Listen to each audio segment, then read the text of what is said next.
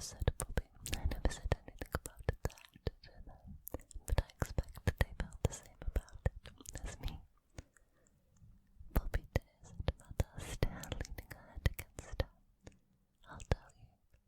Besides parting from Father, he and I have had a great sorrow. No terrible, worse than anything you can think of.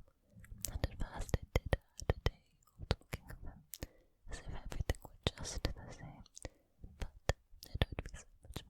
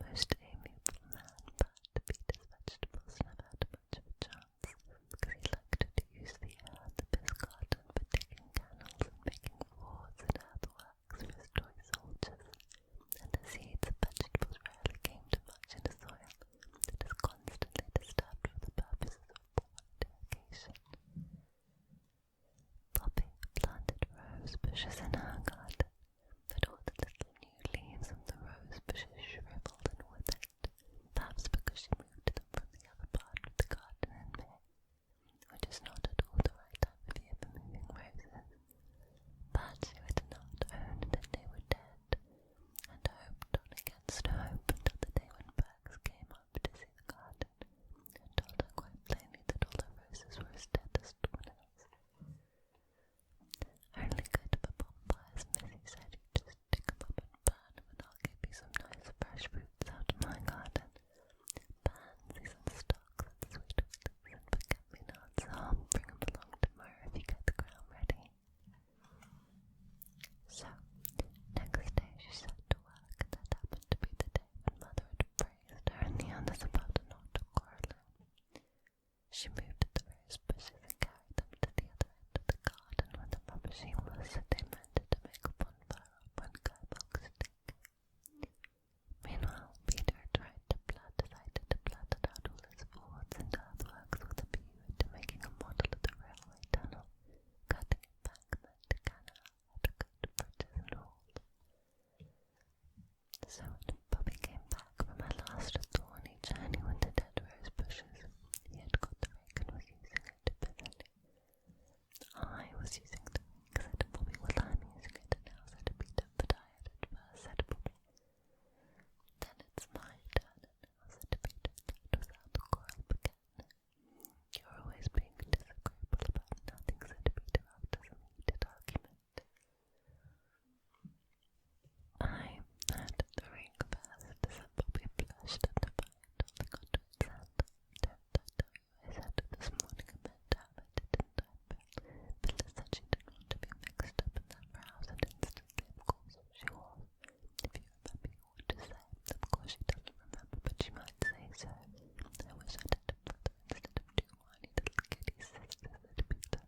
This was always recognized as indicating the high watermark of Peter's rage. Bobby made the reply she always made to it. The kind of thing why little boys were ever invented. Just as she said it, she looked up and saw the 3 long windows of Mother's workshop flashing in the red rays of the sun. The sight brought back those words of praise. You don't quarrel like you used to. Oh, cried Bobby, just as if she had been hit or had caught a finger in a door or had felt the hideous sharp beginnings of toothache. What's the matter? Said Bella. Bobby wanted to say, don't let's quarrel, Mother hates it so, but though she tried hard, she couldn't. Peter was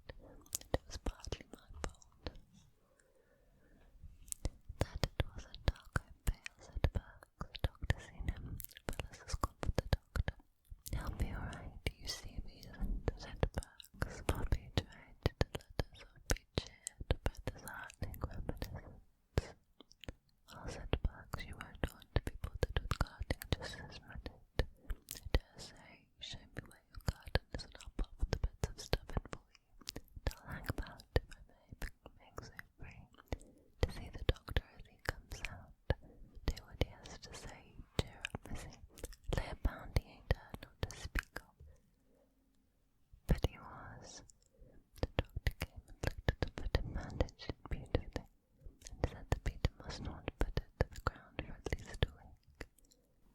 He went up to her crutches for a lump on his foot while he whispered Bobby breathlessly at the door. My aunt knows said Dr. Forrest. He'll be as nimble as ever on his pins in a fortnight. Don't you worry, little Mother Goose. It was when Mother had gone to the gate with the doctor to take his last instructions, and Phyllis was filling the kettle for tea, that Peter and Bobby found themselves alone. He says you'll be right, said Bobby. Of course I shall, sadly, said Peter, very much relieved all the same. Oh, Peter, I'm so sorry, said Bobby after a pause. That's all right, said Peter gruffly. It was all my fault, said Bobby. Rot, said Peter. If we hadn't quarrelled, it wouldn't have happened. I knew it was wrong to quarrel. I wanted to say so, but somehow I couldn't.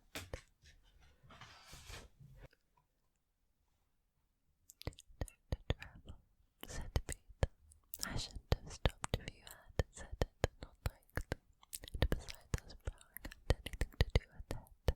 I might have caught my foot in the hoe, or taken off my fingers in the chaff-cutting machine, or blown my nose off with fireworks. I would have been hurt just the same whether we'd been rowing or not. But I knew it was wrong to quarrel, said Bobby in tears. And now you're hurt, and now look here, said Peter firmly. You just dry up. If you're not careful, you'll turn into a beastly little Sunday school brick, so I tell you.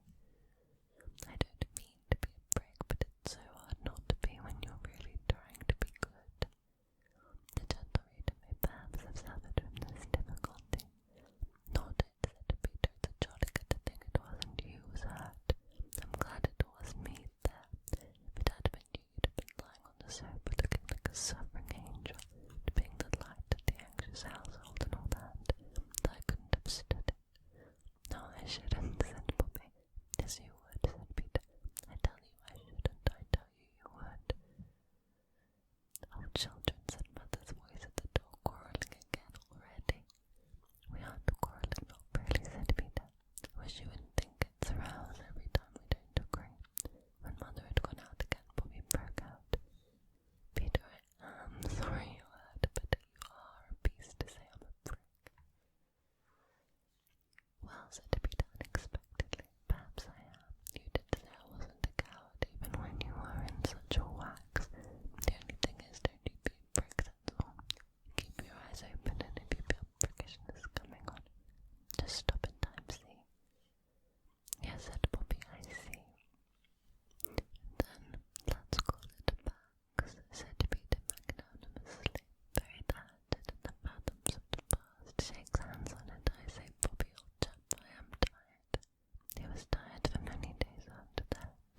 The saddle seemed hard and uncomfortable in spite of all the pillows and bolsters and soft folded rugs.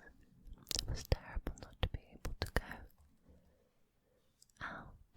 They moved the saddle to the window, and from there Peter could see the smoke of the trains winding along the valley, but he could not see the trains. At first Bobby found it quite hard to be as nice to him as she wanted to be, for fear he should think her prickish, but that soon worn off, and both she and Phyllis were, as he observed, jolly good sorts. Mother sat with them when his sisters were out. The words, he's not a coward, made Peter determined not to make any fuss about the pain in his foot, though it was rather bad, especially at the night. Praise helps people very much sometimes. There were visitors too. Mrs. Bergs came up to ask